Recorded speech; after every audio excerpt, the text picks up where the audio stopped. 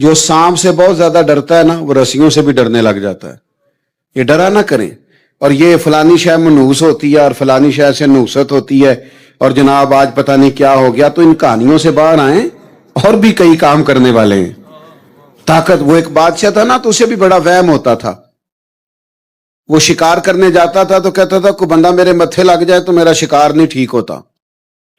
ہوتا ہے نا آج کل بھی لوگوں کو وہم, فلانا مل گیا تھا تو میرے حالات خراب ہو گئے, فلانے کی نظر لگ گئی. نظر لگ جاتی ہے لیکن وہم کا شکار نہیں ہونا. تو بادشاہ کا خیال تھا کہ کوئی بندہ مجھے منحوس مل جائے تو میرا کام خراب ہو جائے معاذ اللہ. حالانکہ کسی چیز سے بھی نحوست لینا ٹھیک نہیں, برکت لے سکتے ہیں آپ کہ فلاں ملا تھا معاملات بہتر ہو گئے, لیکن فلانا ملا تھا تو حالات خراب ہو گئے, یہ کہنا درست نہیں. اس سے نظریاتی کمزوری واقع ہوتی. تو بادشاہ کا خیال تھا کہ میں شکار کو جاؤں تو کوئی بندہ میرے متھے نہ لگے ورنہ میرا شکار ٹھیک نہیں ہوتا. تو شکار پہ جب جاتا تھا تو سارا رستہ خالی کرا دیتے تھے. سارا رستہ خالی کرا دیا. کوئی غریب آدمی بیچارہ نہ لکڑیاں کاٹ رہا تھا ایندھن کے لیے. سمجھ آ رہی ہے بات کی؟ یہ جب سوئی گیس گھروں میں نہیں تھا تو لکڑیاں کاٹ کے لانا بھی ایک باقاعدہ ڈیوٹی تھی. شام کو کھانا پکانا ہے تو وہ لکڑیاں کاٹ کے لا رہا تھا شام کو ایندھن جلانے کے لیے. اسے پتا نہیں تھا بادشاہ سلامت گزر رہے ہیں, سڑک ساری خالی ہے. وہ غلطی سے سڑک پہ چڑھ گیا اچانک. ادھر سے بادشاہ سلامت کا گھوڑا آ گیا, قافلہ آ گیا. بادشاہ نے دیکھا, بادشاہ سلامت غصے ہو گئے, میرے رستے میں کیوں آیا؟ میرا شکار ہی ٹھیک نہیں ہوتا جب میں کسی کے متھے لگ جاؤں. وہ غریب بیچارے کو کیا پتا کہ تیرے سامنے نہیں آنا. اس نے کہا اسے پکڑو, درخت کے ساتھ باندھو, 2 سپاہی اس کا پہرا دیں شام تک. اگر تو میرا شکار ٹھیک ہو گیا تو اسے کھول دینا ہے, اور اگر شکار ٹھیک نہ ہوا تو اسے کوڑے مارنے. وہ بیچارہ صبح سے بندھا ہوا ہے, گرمی کا موسم ہے, پیاسا. عصر کے بعد بادشاہ سلامت واپس آئے, بڑے خوش ہو رہے ہیں. کہنے لگے میرے کو متھے لگ جائے نا تو میرا شکار ٹھیک نہیں ہوتا, لیکن آج میرا شکار بڑا ٹھیک ہوا, دن بڑا اچھا گزرا ہے, لہذا جا تجھے معاف کیا. تو تنگ آمد بجنگ آمد. جب بندے تنگ آتے ہیں پھر جنگ کرتے ہیں. جب بندہ پورے طور پہ تکلیف میں ہو پھر وہ غصے والی باتیں کرتا ہے. تو اس بندے نے, غریب نے سوچا کہ مرنا تو ہے ہی, تو آج کچھ کہہ کے نہ مریں. اور جب اسے کھولا تو کہنے لگے بادشاہ سلامت تو بڑا کمزور ہے, بزدل ہے, اور تیرے نظریات بڑے کچے ہیں کہ کوئی بندہ مل جائے تو شکار نہیں. اللہ کے بندے کدھر جائیں, علاقہ چھوڑ جائیں؟ کوئی بندہ مل جائے تو شکار ٹھیک نہیں ہوتا. اس نے کہا سن, سویرے تو میرے متھے لگا تھا, میں تیرے متھے لگا تھا. تو کہتا ہے تیرا دن تو بڑا اچھا گزرا ہے, پر میں تیرے متھے لگا تھا, میرا بڑا برا گزرا ہے. تو اب بتا منحوس کون ہے, میں کہ تو؟ یہ بتا. اس نے کہا مرنا تو ہے تو سچ بول کے مرو. او بھائی اتنے کمزور ہو گئے ہو, اتنے کمزور ہو گئے ہو. فلانا آیا تھا نظر لگا گیا, فلانا آیا تھا نظر. میں بڑی تکلیف سے ایک بات کرنے لگا ہوں, درد سے, آزمائش سے. مجھے ایک دفعہ ایک بوڑھی ملی ہمارے علاقے کی قریبی, تو مجھے کہنے لگی 30 سال ہو گئے میں اپنے بھائی کے گھر نہیں گئی. میں نے کہا کیوں؟ کہنے لگے ان کا خیال ہے میں جاتی ہوں تو ان کو نظر لگ جاتی. اور پھر وہ اتنے درد سے روئی کہ برداشت نہیں ہوتا تھا. کہنے لگی پتر 30 سالاں تو نہیں گئی, چونکہ انہوں کا خیال ہے کہ میں جاواں تے. وہ کیا کرتے ہو, کہاں پہنچ جاتے ہو, کس طرح کی آپ بات کرتے ہو. میں انکار نہیں کرتا نظر لگنے کا, لیکن حضور نے سکھائی نہیں سورت فلق اور ناس. اتنی اوہام پرستی, اتنے کچے ارادے. طاقتور بنے, طاقتور دل, اعصاب, ذہن مضبوط رکھیں, کچھ بھی نہیں ہوگا, کوئی کچھ نہیں بگاڑ سکتا. اپنی توجہ رب رسول کی طرف کریں. لیکن ہم جو کمزوری لے آئے ہیں نا روز بروز مزاجوں میں, طبیعتوں میں, اس نے عجیب ماحول بنا دیا ہے. کچی پکی باتیں کرنا اور جناب وہم کی بات کرنا اور بڑی کمزور باتیں کرنا مومن کی شان نہیں. حضور بڑی تگڑی بات کرتے, بڑی مضبوط بات کرتے. اللہ کے رسول علیہ السلام کی حدیث بخاری میں موجود, اور بھی تمام کتب احادیث میں آپ کو ملے گی. حضور نے ایک سفر سے واپس آ رہے تھے, تو صحابہ کی جماعت بھی نبی پاک علیہ السلام کے ساتھ تھی، تو میرے کریم نے اس طرح کیا کہ اپنی تلوار مبارک اتار کے تو درخت کی ٹہنی سے لٹکا دی۔ صحابہ ساتھ تھے پر وہ ادبن تھوڑا سا پیچھے پیچھے ہٹ کے نا دور دور جا کے سو گئے۔ سفر سے واپسی تھی، کچھ تھکان تھی، سستانے کے لیے، آرام کرنے کے لیے ذرا لیٹ گئے، تلوار کریم نے لٹکا دی۔ ایک غیر مسلم آیا، آپ کی توجہ ہے میری بات پر؟ اس نے نہ ٹہنی سے حضور کی تلوار اتاری، نبی پاک آرام فرمائے، سو رہے ہیں، لیکن میرے کریم فرماتے ہیں میری آنکھیں سوتی ہیں، دل میرا جاگتا رہتا ہے، دل جاگتا رہتا ہے۔ اس نے نا تلوار نبی کریم پر تان لی، تو محبوب کریم علیہ السلام نے نا مقدس آنکھوں کو کھول دیا، لیکن کوئی بے چینی نہیں، پریشانی نہیں۔ ادھر دیکھو میری طرف، یعنی تلوار تان دی کسی پر۔ یہ موسم ہو جاتا ہے نا کبھی کبھی بہت زیادہ دھند کا، اسموک کا، تو کوئی بندوق والا رستہ بھی پوچھنے کے لیے راہ روکے نا تو بندہ گیا کام سے، وہ ویسے روک نا بندوق پکڑی، اس بیچارے نے چاہے راستہ ہی پوچھنا ہو۔ چلے اس سے بھی زیادہ مثال دیتا ہوں آپ کو، بندہ رات کو سویا اپنے گھر، تو چھت پہ کچھ بجنے کی آواز آ رہی ہے، چاہے بلی ہو، پر گل نہ کرے جے کسی نال سرانے تھلوں موبائل نہیں جو نکلتا لوکاں کو، اتنا ڈر جاتے ہیں، چاہے بلی ہو چھت پہ، لیکن وہ کوئی چیز بج رہی ہے، خوف۔ یہ خوف مومن کی شان نہیں، میری بات کو سمجھیں، کیونکہ جو رات قبر کے اندر ہے وہ باہر آ سکتی، تو ڈر ڈر کے پہلے مر جانے کا کیا مطلب ہے؟ فکری توانائی مومن کی شان ہے۔ اس نے تلوار تان دی نبی کریم علیہ السلام پر، حضور نے آنکھیں کھول دی، کہنے لگا آپ کو کون بچائے گا مجھ سے؟ تو قربان جائے۔ یہ نظریاتی پختگی جو نبی پاک نے اپنی امت کو دی، حضور فرمانے لگے مجھے میرا اللہ بچائے گا۔ یہ طاقت ہے، اللہ کے نام میں بڑی طاقت ہے، اللہ کے نام میں۔ کریم نے ارشاد فرمایا یوم لا ینفع مال ولا بنون، فرمایا کہ تمہیں قیامت کے دن نفع نہیں دیں گے، نہ تمہارے مال اور نہ تمہارے بیٹے۔ کیا چیز نفع دے گی؟ الا من اتی اللہ بقلب سلیم، مگر وہ جو اللہ کی بارگاہ میں قلب سلیم لے کے حاضر ہو جائے گا، جو اپنے دل کی صفائی کے ساتھ تسلیم کرنے والے، جھکنے والے دل کے ساتھ اللہ کے حضور حاضر ہوگا، یہ چیز اسے نفع دے جائے گی۔ ورنہ مال اور اولاد یہ چیز قیامت کے دن تمہیں نفع نہیں دے گی۔ کس کو نہیں دے گی؟ جو صاحب ایمان نہیں ہوگا۔ ورنہ جو صاحب ایمان ہو اور اپنے مال اور اپنی اولاد کو اسی طریقے پہ رکھے جو طریقہ رب رسول نے سکھایا ہے، تو پھر مال بھی نفع مند بن جائے گا، اولاد بھی بن جائے گی۔ لیکن جو چیز سود مند رہے گی وہ کیا ہے؟ وہ اس کا قلب سلیم ہے۔ الا من اتی اللہ بقلب سلیم، مگر یہ کہ جو بندہ قلب سلیم لے کے اللہ کی بارگاہ میں آئے، قلب سلیم۔ کچھ بوجھ انسان کے ظاہری ہوتے ہیں اور کچھ باطنی ہوتے ہیں۔ ظاہر کے جو بوجھ ہوتے ہیں وہ بھی انسان کو تکلیف دیتے ہیں، اور باطن کے بوجھ بھی تکلیف دیتے ہیں۔ آپ کے کپڑے میلے کچیلے ہو جائیں یا بالوں پہ مٹی لگ جائے، گرد لگ جائے، تو آپ کی طبیعت بوجھل ہو جاتی ہے۔ آپ جب غسل کر لیتے ہیں، کپڑے بدل لیتے ہیں، دھلے ہوئے پہن لیتے ہیں، تو آپ کو محسوس ہوتا ہے کہ طبیعت کچھ ہلکی پھلکی سی ہو گئی، ذہنی طور پر آپ اطمینان محسوس کرتے ہیں۔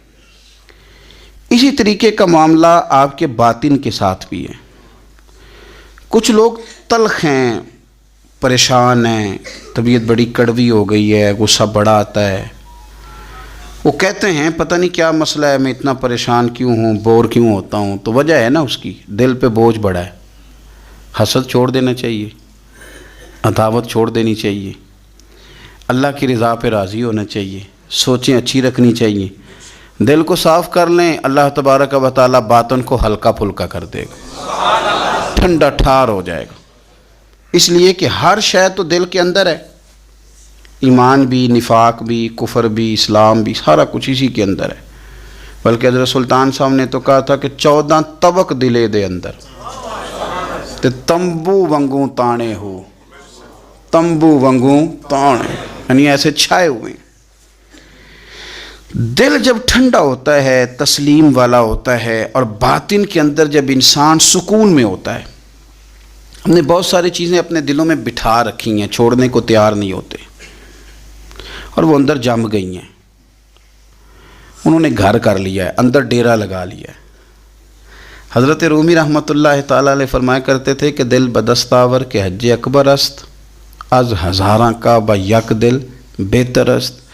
فرماتے تھے دل پہ توجہ دے، یہ ٹھیک ہو گیا تو 1000 حج سے بھی تیرے لیے بہتری ہو جائے گی۔ تو جہاں سے مالک کا جہاں ڈیرا ہونا ہے وہ چیز میلی کچیلی ہے، بڑی بری حالت ہے، چھوٹی چھوٹی چیزیں لوگوں نے، قدورتیں، نفرتیں، موقع بھی آتا ہے نا جب صاف کرنے کا تب بھی نہیں کرتے، کوئی معافی مانگنے آ بھی جائے تو نہیں دیتے، کوئی بندہ وضاحت دے کہ کہنا بھی چاہے نا کہ یہ معنی نہیں تھا اور میرا یہ مطلب تھا، تو اس وضاحت کو قبول کرنے کو تیار بھی نہیں ہوتے۔ ہم چھوڑنا نہیں چاہتے، جان اڑے ہوئے، پتہ نہیں کیا بن کے بیٹھ گئے۔ اور بڑے سارے لوگ ہیں جن کو اللہ نے موقع دیا تھا، آئے تھے لوگ درگزر کا سوالی بن کر، لیکن وہ نہیں کرتے۔ جب آپ اپنے دل پہ بوجھ بنا لیں گے، مختلف چیزیں طاری کر لیں گے، وہ اندر سلگتی ہیں، اندر آپ کے وہ میل کچیل بڑھا دیتی ہیں، بوجھ بڑھ جاتا ہے، طبیعت تلخ ہو جاتی ہے، زبان کڑوی ہو جاتی ہے، لب و لہجہ کانٹوں کی طرح چبھتا ہے لوگوں کو۔ لیکن اگر دل آپ صاف رکھیں، ٹھنڈا رکھیں، حوصلے والا رکھیں، آپ کے اندر کوئی شے نہ ہو کسی بندے کے لیے، تو پھر آپ یقین کریں کہ زندگی بڑی مزیدار ہو جاتی ہے۔ پھر آپ کو سکون ملتا ہے، پھر آپ نماز بھی تسلی والی پڑھیں گے، لوگوں سے ملیں گے تو انہیں اپنا سمجھ کے ملیں گے، کیونکہ اندر شے ہی کوئی نہیں جب تو۔ اور جب آپ رات کو سوئیں گے تو پھر بھی رب کریم قرار والی نیند عطا فرمائے گا۔ لیکن جب وہ تلخیاں، وہ بوجھ، کل فلانے نے یہ کہا تھا تو آج سارا دن منصوبہ بندی کی کہ تگڑا جواب کیسے دینا ہے، کل ایک نے اینٹ پھینکی تھی تو آج پتھر جمع کر کے رکھے ہیں کہ مجھے موقع ملے گا تو میں نے برسانے ہیں، تو پھر تو آپ اس کام لگے ہوئے ہیں، پھر تو جان چھوٹے گی نہیں، اس کا کوئی حد بندہ ہی نہیں۔ ہر شعبے کے اندر کچھ لوگ اعلیٰ ہوتے ہیں، کچھ افضل ہوتے ہیں۔ مجھ سے آپ پوچھیں گے کسی بڑے آدمی کا نام بتائیں تو میں نے تاجر کا تو نہیں نہ بتانا، میں انشاءاللہ تعالیٰ آپ کو بتاؤں گا کہ فلاں بندہ اللہ کا بہت بڑا نیک آدمی ہے، میں بتاؤں گا فلاں بندہ بڑا زبردست حدیث پر نظر رکھنے والا عالم ہے۔ میں تو اپنے شعبے کے تعلق سے بات کروں گا کہ فلاں آدمی زبردست مفتی ہے اپنے شعبے سے۔ آپ پوچھ لیں کسی تاجر سے کہ آپ کسی بڑے آدمی کا نام بتائیں تو اس نے عالم کا تھوڑی بتانا ہے، وہ کہے گا فلاں آدمی جو ہے اس کا کاروباری معیار بھی اچھا ہے، اسٹیٹس بھی اچھا ہے، امپورٹ ایکسپورٹ میں بھی بڑا تجربہ ہے، وہ اپنے رنگ میں بڑے آدمی کا نام بتائے گا۔ سیاستدانوں سے آپ بات کریں گے، وہ کسی بڑے سیاستدان کا نام بتائیں گے۔ میرے رسول کریم صلی اللہ تعالیٰ علیہ وسلم سے ایک صحابی نے پوچھا، حضور انسان بڑا کون ہوتا ہے؟ انسانوں میں سے بلا افضل کون ہوتا ہے؟ سیاستہ کی حدیث ہے، حضور انسانوں میں سے افضل کون ہوتا ہے؟ انسانوں میں سے تو نبی پاک صلی اللہ علیہ وسلم نے فرمایا جس کا دل سلامت ہو، زبان سچی ہو، وہ انسانوں میں افضل انسان ہوتا ہے۔ زبان کا سچا ہو، دل سلامتی والا ہو۔ صحابی نے ہمارے ساتھ بڑی نیکی کی، پوچھ لیا کہ یا رسول اللہ صلی اللہ علیہ وسلم یہ زبان کی سچائی تو سمجھ میں آتی ہے، دل کی سلامتی کیا ہے؟ تو حضور نے فرمایا دل کی سلامتی یہ ہے کہ دل میں تکبر نہ ہو، دل میں حسد نہ ہو، دل میں کینہ نہ ہو، دل میں عداوت نہ ہو، کدورت نہ ہو، رب کریم کے بندوں کے بارے میں اس کا دل صاف ہو، زبان سچی ہو، وہ انسانوں میں افضل ترین انسان ہے، وہ ایک بہترین انسان ہے، بہترین۔ بہت سارے لوگ خوشامد اتنی سونی کرتے ہیں، جب بھی بڑی تگڑی ڈالتے ہیں، اللہ کرے اللہ کرے کہ وہ نہ صرف گلے نہ ملیں، ان کا دل بھی کسی سے مل ہی جائے۔ ساری زندگی انہوں نے تعلقات بنائے ہیں لیکن پیار نہیں بڑھایا۔ تعلقات ان کے ہیں، وہ بتاتے ہیں میرے بڑے تعلقات ہیں، فلانا سے بھی میرا تعلق ہے، فلانا بھی مجھے جانتا ہے، فلانا بھی۔ تعلقات ہونا اور چیز ہے، لیکن روح اور دل کا رشتہ ہونا اور چیز ہے۔ کیونکہ ہم ذاتی طور پہ کسی کو اچھا جانتے ہی نہیں، کسی پہ آج تک دل کھڑا ہی نہیں ہوا، ہمیں کوئی نہ کوئی کمزوری نظر آ جاتی ہے۔ اور کچھ لوگ معاشرے میں پرموٹ کرتے ہیں ان چیزوں کو، بغض کو، عداوت کو۔ ایک بہت بڑے بزرگ ہیں، عالم بھی ہیں، متقی ہیں، نیک ہیں، اللہ والے ہیں۔ تو ایک صاحب مجھے آ کے کہنے لگے کہ انہوں نے آپ کے بارے میں یہ کہا ہے۔ تو میں چونکہ ان کے بارے میں مجھے پتہ ہے کہ بندہ بڑا ٹھیک ہے، تو میں نے اس سے کہا کہ ان کے پاس اتنا ٹائم ہی نہیں ہے کہ وہ مجھے ڈسکس کرے۔ تو چائے پی، کھانا کھا، لیکن تو غلط ڈائریکشن پہ چڑھ گیا ہے۔ وہ بندہ، اس کو مطلب اس کا قد کاٹھ ہی وہ بڑا آدمی ہے، وہ مجھے کیسے ڈسکس کرے گا؟ سوال ہی نہیں پیدا ہوتا۔ وہ صاحب چلے گئے، 2-4 دن کے بعد مجھے فون کر کے کہنے لگے کہ میں نے بھی بڑا وقت گزار دیا ہے، پر جو جواب آپ نے دیا ہے نا، پچھلی معافی دے دے، آج کے بعد ایسا کام کوئی نہیں کروں گا۔ ہم نہ چسکا لے کے سنتے ہیں ایسی باتیں جو ہمارے دلوں میں دوسروں کی عداوت پیدا کرتی ہیں۔ آپ کو پتہ ہی نہیں آپ کے ساتھ لوگ ہاتھ کیا کر جاتے ہیں۔ اوئے ہوئے ہوئے، یعنی آپ اس کی بھی بات سنتے ہیں جو آپ کی ماں کے خلاف آپ کے بارے میں بات کر رہا ہے۔ او خدا کے بندو، اس کی بھی سن لیتے ہو جو آپ کے والد کے بارے میں جس نے بات، وہ سن لی آپ نے، یہاں بٹھا لی۔ یعنی قبلہ، کعبہ، شیخ، استاد اور مرشد کے بارے میں جس نے کچا جملہ، آپ نے وہ بھی سن لیا۔ تو پھر تو آپ نے موقع دیا نا میل کو اندر تک، روح تک اترنے کا۔ آپ کو پتہ ہے میرے رسول کریم کا وہ قلب اطہر ہے جس کے بارے میں رب فرماتا ہے کہ نزل علی قلبک، محبوب یہ جو میں نے قرآن پاک نازل کیا، میں نے آپ کے دل پہ نازل کیا ہے۔ اور اللہ فرماتا ہے محبوب آپ کو اللہ نے اپنے فضل سے، فَبِمَا رَحْمَةٍ مِّنَ اللَّهِ لِنْتَ لَهُمْ، اللہ نے فضل کر کے آپ کا دل نرم کر دیا غلاموں کے آگے۔ اور یہ میرے رسول پاک کا قلب اطہر ہے۔ حضور فرماتے ہیں کہ میرے گلے سے لے کر ناف تک حضرت جبریل نے انگلی چلائی اور میرا سینہ کھلا اور اندر سے دل نکالا، اور پھر رب نے جو معرفت کے نور بھیجے تھے وہ اس کے اندر داخل فرمائے۔ آپ میری بات کو سمجھے، اتنا پاکیزہ قلب اطہر، کوئی چیز وہاں جا سکتی ہے؟ کسی شخص کا ڈالا ہوا فتنہ معاذ اللہ کوئی سوچ بھی سکتا ہے وہاں تک جائے گا؟ لیکن آپ پڑھیں ترمذی کے لفظ، قلم ٹوٹ گئے، تربیت ختم ہو گئی ان باتوں پہ۔ اتنی بڑی بات اللہ کے رسول فرمانے لگے، سنو بھائی میرے غلاموں، مجھے کوئی بندہ کسی صحابی کے بارے میں کوئی بری بات نہ پہنچائے۔ حضور آپ کا تو دل صاف ہے، آپ کا تو نور علی نور ہے، اس سے تو قرآن گفتگو کرتا ہے، کوئی پہنچا بھی دے گا تو کیا اثر ہوگا؟ لیکن حضور نے فرمایا وہ دروازہ کھولنا ہی نہیں جس سے لوگوں کی عداوت دل میں آتی ہے۔ فرمایا کوئی مجھے کسی کے بارے میں کوئی بات نہ پہنچائے، اس لیے کہ میں جب تمہارے سامنے آنا چاہتا ہوں تو کھلے سینے کے ساتھ آنا چاہتا ہوں۔ آپ میری بات کو سمجھیں۔ آپ کہتے ہیں نہیں جی ذرا سناؤ بھلا وہ کیا کہہ رہا تھا، ذرا کرنا بات جلدی کرنا، بڑی پریشانی لگ گئی ہے، جلدی بتا۔ تو اب وہ بتائے گا تو اندر میل تو آئے گی۔ لوگ سنتے ہیں، تلاش میں رہتے ہیں۔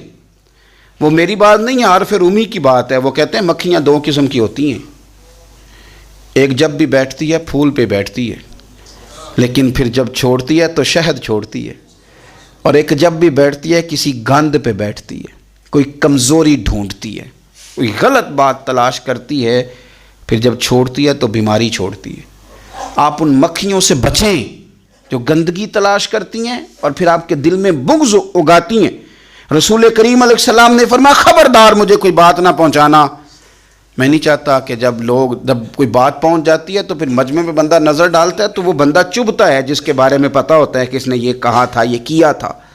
تو حضور فرماتے ہیں میں جب تمہارے سامنے جانا چاہتا ہوں تو کھلے دل کے ساتھ جانا چاہتا ہوں۔ تو عداوت پرموٹ ہوتی ہے، باقاعدہ کہانیاں سنائی جاتی ہیں، خبر نامے جاری کیے جاتے ہیں، فٹافٹ جناب تیاری ہوتی ہے، اور یہ اور میں کہتا ہوں کہ کرنے والے کا اتنا نقصان نہیں، سننے والے بڑے شوق سے سن رہے ہوتے ہیں. یہ غلط ہے. یہ اچھے لب و لہجے والے لوگ یہ کام نہیں کرتے. میرے رسول پاک صلی اللہ تعالیٰ علیہ وآلہ وسلم صحابہ کرام کو اس بابت بار بار ارشاد فرماتے ہیں. ایک دن حضور فرمانے لگے کہ مجھے تم پر ڈر ہے کہ پرانی امتوں کی بیماری کہیں تمہارے اندر بھی سرایت نہ کر جائے. یا رسول اللہ صلی اللہ تعالیٰ علیہ وسلم، ایسی کون سی چیز ہے جس سے آپ کو بھی ڈر ہے، اور وہ کون سی بیماری ہے؟ بعض لوگوں نے یہ شاید سمجھا کہ وہ کوئی طاعون کا یا کوئی اور گہرا مرض ہے. تو حضور فرمانے لگے نہیں، پرانی امتوں میں نا بیماری تھی تکبر کی، حسد کی، بغض کی، عداوت کی. دل ایک دوسرے کے بارے میں سخت ہو گئے تھے.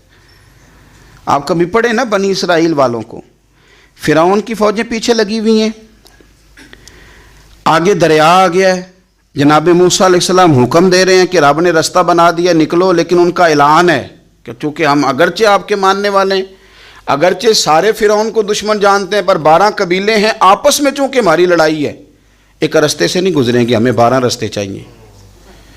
شدید پیاس لگی ہے، اور ان سے کہا گیا کہ ڈنڈا ماریں گے جناب موسیٰ علیہ السلام پتھر پہ، اللہ وہاں سے چشمے نکالے گا، پی لو. انہوں نے کہا ایک نہیں پئیں گے، 12 قبیلے چونکہ ہمارا اختلاف ہے، ایک سے پانی نہیں پی سکتے، ہمیں 12 الگ الگ چاہیے. حضور فرمانے لگے وہ جو پرانی امتوں میں عداوتوں کی بیماری تھی، مجھے ڈر لگتا ہے وہ تمہارے بیچ نہ آ جائے.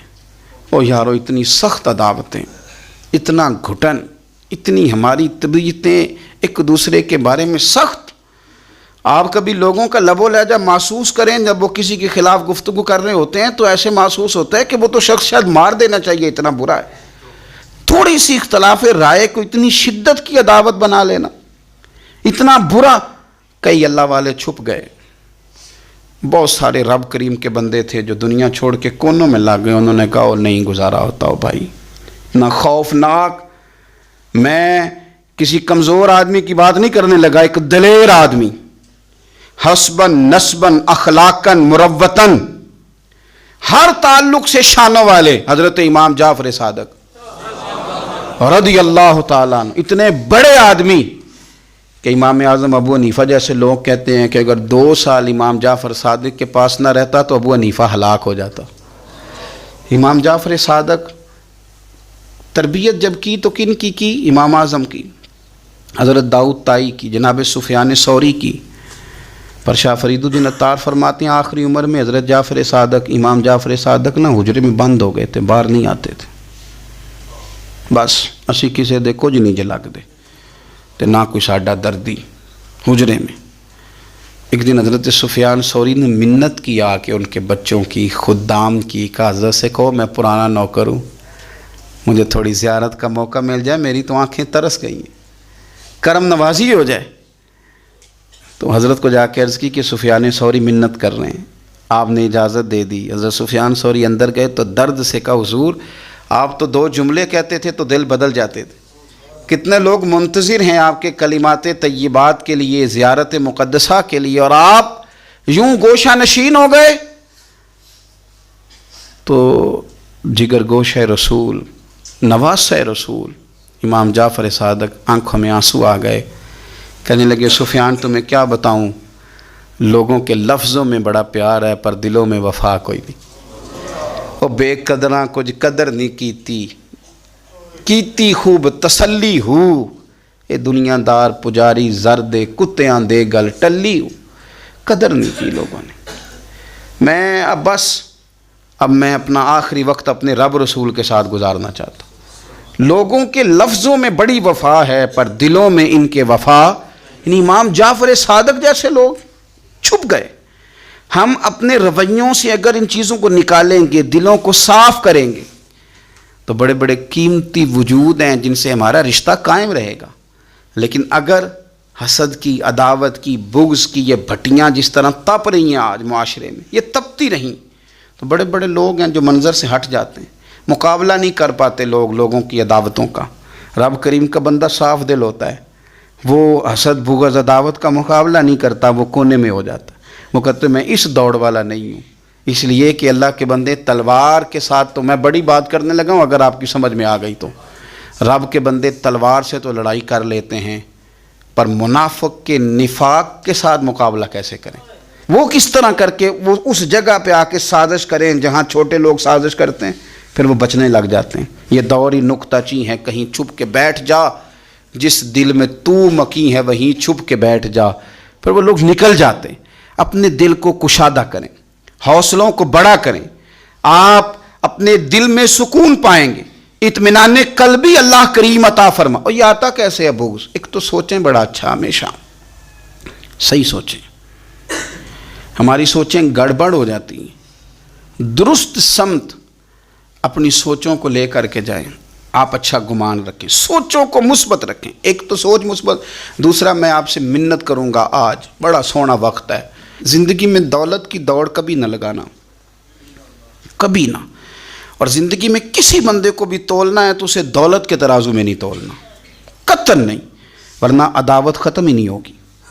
آپ یقین کریں، ہم پینڈو لوگ ہیں،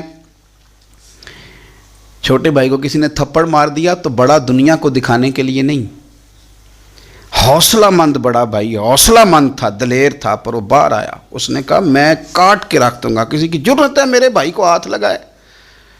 اور اس کی ماں نے بھی کہا، پر اس نے کہا ماں نہیں، میری بات میرے پرا نوں میرے ہوندیا سوال ہی نہیں. اوہو، پھر دولت نے بغض پیدا کر دیا. پھر وہی بڑا بھائی خود بندوق لے کے چھوٹے پہ تان کے کھڑا ہو گیا کہ کارنل والا پلاٹ دے ورنہ گولی مارنے لگا. اوہو، اتنی عداوت دولت کی خاطر. حضرت عمر کا زمانہ تھا، بہت سارا مال آ گیا، مسجد نبی میں ڈھیر لگ گئے. تو حضرت فاروق اعظم مسجد نبی کے ستون سے لپٹ کے رونے لگے، آنکھیں چھم چھم برسنے لگی. عمر شکر کا ٹائم ہے، آپ رو رہے ہیں. فرمانے لگے حضور کا زمانہ اچھا تھا، سویرے روٹی ملتی تھی، شام نہیں ملتی تھی. ابو بکر کا دور اچھا تھا، ایک وقت کھاتے تھے، ایک وقت بھوک کاٹتے تھے. میرے لیے یہ آزمائش رہ گئی تھی، اتنے اتنے ڈھیر مال کے آ رہے ہیں. آپ فرمانے لگے تمہیں نہیں پتا، جہاں مال آتا ہے وہاں عداوت بھی آتی ہے، بغض بھی آتا ہے، نفرتیں بھی آتی ہیں. اب تباہی اترے گی. اب اس کے لیے لوگ لڑیں گے، اب بھاگیں گے، لالچ کے رشتے بنائیں گے. اب لوگ لوگوں کو شیشوں میں اتارنے کی کوشش کریں گے، جھوٹ بولیں گے، چاپلوسیاں کریں گے، خوشامدیں کریں گے، تباہی اترے گی. او یار، رشتوں کو پیسوں کے ترازو میں نہ تولیں ورنہ عداوت بڑھ جائے گی. دولت بڑا بغض پیدا کرتی ہے، اس کی دوڑ لگ جاتی ہے. بھابھی کہتی ہے بھائی سے کہ تیرا بڑے بھائی نے خرید لی ہے فلانی چیز، اب تو نہ خریدے تو گزارا نہیں ہوتا. وہ بڑی دور چلے گئے لوگ، نفرتیں، عداوتیں عروج پکڑ، کبھی نہ تولیں کبھی. او یار، بھائی سے پلاٹ اچھا ہوتا ہے، بھائی سے پلاٹ اچھا ہوتا ہے.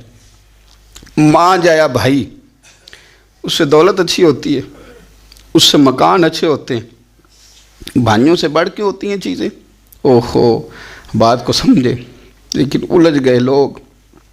ماں جائے، جو کسی کو اشارہ نہیں کرنے دیتے تھے میرا بھائی ہے، پھر انہوں نے گلے کاٹنے شروع کیے، ایک دوسرے کے خلاف مقدمے کیے، عداوتیں روج پکڑ گئیں اور سالوں ملاقاتیں نہیں ہوئیں بھائیوں کی بھائیوں کے ساتھ.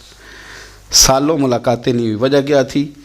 دولت بغض پیدا کر گئی، نفرت پیدا کر گئی، خرابی کر گیا سارا ماحول. تو یہ عداوتیں ان کو نکالیں، اس کو دل کو صاف کریں. اے دل رب سونے دا حجرا تے پا فقیرہ چاہتی ہو، اس پر تھوڑی توجہ دے، اس پر نظر کر. یہاں رب قریب نے آنا ہے، اس پر غور کر. حضرت انس بن مالک فرماتے ہیں، ہم نبی پاک صلی اللہ علیہ وسلم کی بارگاہ میں بیٹھے تھے، میں اور جناب عبداللہ ابن عمر. تو حضور نے فرمایا ابھی تم پر ایک شخص آئے گا. حضور وہ کون ہے؟ فرمایا رجل من اہل الجنہ، وہ جنتیوں میں سے ایک شخص ہے. ابھی ایک جنتی آنے لگا. جناب انس بن مالک کہتے ہیں سادہ سا بندہ، وضو تازہ کیا ہے تو کپڑا بھی نہیں استعمال کیا، تولیہ بھی نہیں استعمال کیا، پانی داڑھی سے گر رہا ہے. اور جوتے اس نے الٹے ہاتھ میں پکڑے ہوئے کو میرے جوتے نہ لے جائے. 2-4 باتیں کی چلا گیا. اگلے دن اتفاق سے پھر بیٹھے تھے تو حضور نے فرمایا ابھی ایک شخص آئے گا. امام بہقی نے اس کو لکھا ہے. یا رسول اللہ کون ہے؟ فرمایا رجل من اہل الجنہ، وہ ایک جنتی مرد ہے. حضرت انس بن مالک کہتے ہیں نظر اٹھائی تو وہی کل والا آدمی، مؤدب بڑا ہے، حضور کی بارگاہ میں آیا تو وضو کر کے آیا ہے. اسی طرح پانی کے قطرے ٹپک رہے، ہاتھ میں جوتے تھامے آ کے بیٹھ گیا، چند باتیں کی چلا گیا. اللہ کی قدرت، حسین اتفاق. تیسرے دن پھر حضور نے فرمایا ایک شخص آنے لگا ہے. حضور کون ہے؟ فرمایا رجل من اہل الجنہ، وہ جنتیوں میں سے ایک شخص ہے. حضرت انس بن مالک کہتے ہیں وہ آیا، بیٹھا، بات چیت ہوئی، ہمیں اس پر بڑا رشک آنے لگا. کمال نہیں ہو گئی؟ حضور تو کسی کو اشارتاً جنتی کہہ دیں تو اس کی موج لگ گئی، تو اسے تو حضور نے 3 دفعہ جنتی کہا. اتنا بڑا اعزاز اس کو ملا ہے. حضرت عبداللہ ابن عمر کہتے ہیں وہ جب باہر نکلا تو میں اس صحابی کے پیچھے ہو گیا. میں نے ان سے گزارش کی کہ اگر آپ مناسب سمجھے تو 3 دن مجھے اپنے گھر میں مہمان نہیں بنا لیتے. تو کہنے لگے بسم اللہ، میں کوئی امیر آدمی نہیں ہوں، روکی سوکی کھاؤں گا، آپ بھی کھائیے گا، جس ٹوٹے پھوٹے بستر میں سوؤں گا آپ بھی سوئیے گا. میں اس کے گھر 3 دن اور 3 راتیں مہمان رہا. کیوں؟ میں دیکھنا چاہتا تھا وہ کون سا عمل کرتا ہے جس کی وجہ سے رسول پاک نے 3 دفعہ اسے جنت کی بشارت عطا فرمائی. لیکن حضرت عبداللہ ابن عمر کہتے ہیں ایک تو وہ ضرورت کے وقت بولتا، باقی ٹائم چپ رہتا، اور کوئی خاص عمل نہیں، روٹین کی نماز پڑھتا، وہ روٹین کے وظائف پڑھتا. میں اس سے زیادہ نفل پڑھتا. میں رات کو تہجد کے لیے اٹھ جاتا، وہ سویا ہوتا. ہاں جب وہ کروٹیں بدلتا نا دائیں بائیں تو پھر اس کی زبان پر میں کوئی اللہ کا ذکر سنتا، وہ سویا رہتا. 3 دن 3 راتیں میں رہا. میں نے اسے کہا میں جاؤں. اس نے کہا ٹھیک ہے آپ جائیں، پر میں پوچھ سکتا ہوں کہ آپ نے یہ مہربانی کس تعلق سے کی؟ سوال پیدا ہوتا ہے نا، ایک شخص دور سے آئے تو مہمان بنے سمجھ میں آتا ہے، اور ایک ساتھ والے محلے سے آ کے کہے آپ کے گھر میں 3 دن رہنا ہے. اس کرم نوازی کا سبب پوچھ سکتا ہوں؟ تو جناب عبداللہ ابن عمر کہتے ہیں میں نے اسے کہا بھائی 3 دن تو ہمارے بیٹھے بیٹھے حضور کی بارگاہ میں آیا، اور 3 دن رسول کریم نے تیرے لیے جنت کا اعلان فرمایا.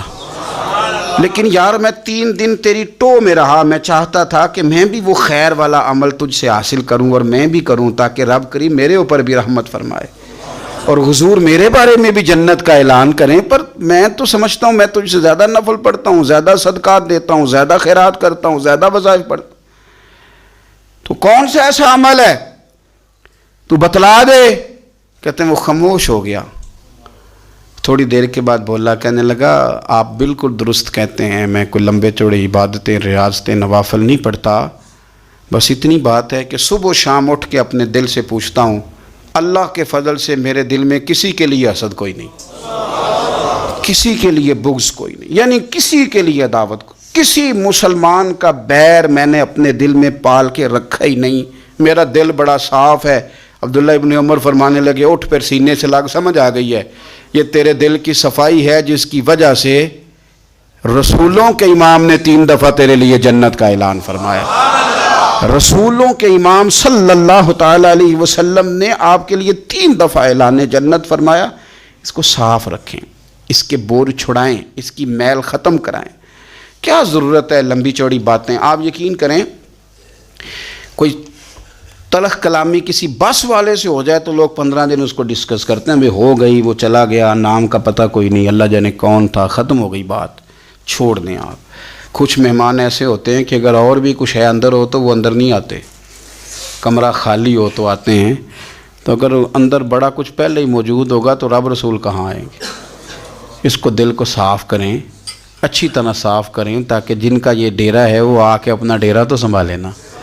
لیکن ہم نے بڑی ساری چیزیں پہلے سے پیدا کی ہیں. ان کو صاف کریں، دل ٹھنڈا رکھیں، اور ہلکا پھلکا مسکرائیں، اور لوگوں کے لیے دعائیں کریں، اور لوگوں سے پیار کریں. ایسا نہ ہو کہ ہم دل کے بوجھ لے کے مر جائیں. میں آپ یقین کریں کچھ وصیتیں سن کے خوف آتا ہے فلانے کو میرا منہ نہ دیکھنے دینا. وہ بس کریں یار، اتنی لمبی تو لڑائی کوئی نہیں. کیوں اتنا مطلب لمبا رٹا ڈال لیا ہے کہ فلانا منہ بھی نہ دیکھے، فلاں جنازے میں بھی نہ ہے. اتنا لمبا نا، مطلب اپنی زندگی میں اللہ نے ہمیں مختصر بنایا ہے، تھوڑے وقت لے آئیں. اتنا ہی اپنا دائرہ کار بنائیں، وسعت کی طرف زیادہ نہ بڑھیں، قلب کو قلب سلیم کریں۔ اقبال کہتے ہیں دل بیدار پیدا کر، کہ دل خوابیدہ ہے جب تک، نہ تیری ضرب ہے کاری نہ میری ضرب ہے کاری۔ کہتے ہیں اگر تو چاہتا ہے کہ تیری بات میں اثر ہو تو دل جاگنا چاہیے، دل جاگنا۔ کسی نے کہا تھا زندگی زندہ دلی کا نام ہے، مردہ دل کیا خاک جیا کرتے ہیں؟ اور فاضل بریلوی کیا کہتے ہیں؟ وہ کہتے ہیں کہ دل وہ دل ہے جو تیری یاد سے معمور رہا۔ ہم نے اس کو کسی اور طرف لگایا ہی نہیں، مدینے والے کی یادوں میں لگایا ہوا ہے۔ ہم نے مصروف رکھا ہے، دائیں بائیں جاتا ہی نہیں۔ دل وہ دل ہے جو تیری یاد سے معمور رہا، اور سر وہ سر ہے جو تیرے قدموں پہ قربان گیا۔ انہیں جانا انہیں مانا نہ رکھا غیر سے کام، للہ الحمد میں دنیا سے مسلمان گیا۔ اپنے قلب کو، روح کو ہمیشہ ٹھنڈا رکھیں۔ اللہ کریم اس خوبصورت دن کے صدقے ہمارے حال